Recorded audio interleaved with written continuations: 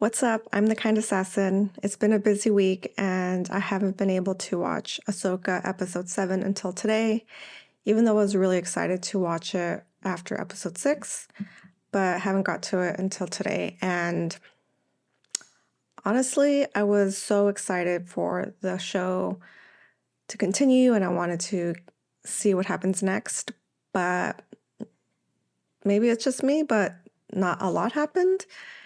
There was a lot of good battle scenes, duel scenes, a lot of action, but the story itself didn't move forward to the ultimate, I guess, final battle between Thrawn and Ahsoka, which I guess obviously has to be in the last episode of the season, but it still felt like a little bit of a filler. Maybe that's just me because I, again, like I said 1,000 times, I'm not so into the story because I don't have all that background. But to me, it still just felt a little bit slow. Honestly, the only thing I was really concerned with or had me on the edge of my seat or I felt like really anxious about was, are the whales going to die? Because in the last episode, Thrawn said, attack with prejudice or something like that. If a star whale approaches Peridia,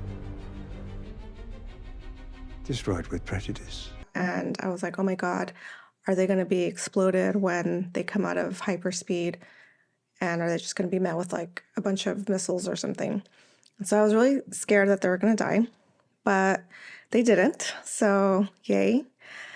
And the whole with prejudice seemed like it wasn't that much prejudice. It just seemed like there was a minefield and, a little explosion here and there. But, it didn't feel like it was very high stakes. Anyways, I'm just glad that they didn't die. I also am glad that the naughty, those like Kermit crab things didn't die. I was also scared about that. So nobody died, thankfully. And other than that, I really didn't feel like there was a lot of emotional... Oh, actually, no. There was one part where I finally felt like there was some emotion coming out of Ahsoka. And it was the part where she was training or kind of like getting ready to go to the planet and like see what's happening, face what's there. And Anakin had recorded himself like talking to her and kind of giving her advice. And, the robot comes in and he's like, oh, I didn't know he had recorded all this for you. And anyway, she said at the end of that scene, like, he was a good master. He was a good master. And it felt like she really, really loved him, respected him, admired him, cared about him, was his friend, and misses him. I just felt like finally I got that emotional reaction from me and out of that character. So that was a good scene I really enjoyed. Trying to think what else I liked. Oh, I was glad to see the witches again. I really love their costume design and their whole vibe, their aura. Even though it was for a short scene, I was glad to see they're back. See, what else did I like about this?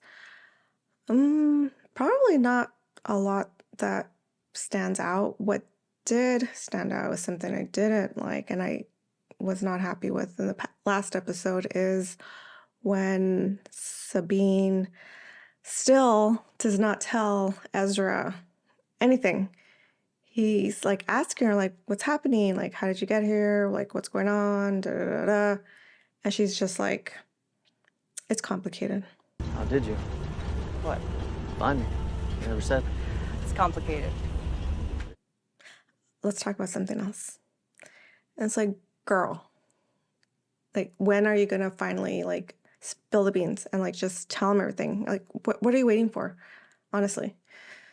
So anyways, Sabine is still Sabine. Other than that, what else do I remember? Oh, I was still waiting for more from Balin and Shin Hati, but it seems like their stories are kind of at an end because Balin just pieced out. He's like, girl, this is all you. Go get him. But, word of advice. Impatience for victory will guarantee defeat. And then he like peaced out and she's just like, all right. And she went her way. And then Balin was with Ahsoka and they like had another fight, but it was kind of like underwhelming fight. And then the spaceship came and saved her. And then she just took off on the horse, like dog thing. And he's just like, okay, I'm going to go my way. So what's happening, right? Like, I still don't know a lot about his backstory. I know a little bit more about his motivations from the last episode, but what's going on with him, really?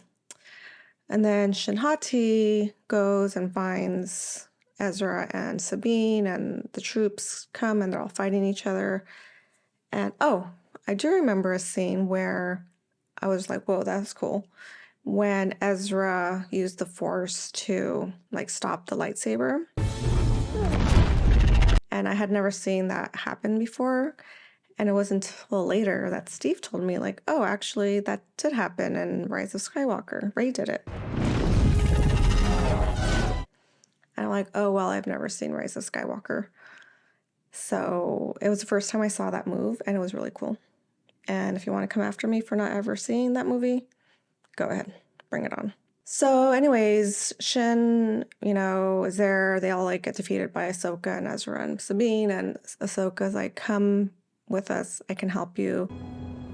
I can help you. And Shin's just like, nah, I'm gonna be evil. And so she takes off. And so it's like, is she gonna make it back to Thrawn? Like, what's going on with her? What's her backstory? And like, why do they have, Jedi powers? And they seem pretty powerful, her and Balin. So I want to know more about that, but I don't think I'm gonna get it, which is fine. It is what it is.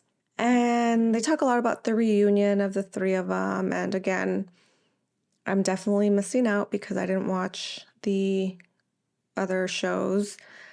And, it is what it is.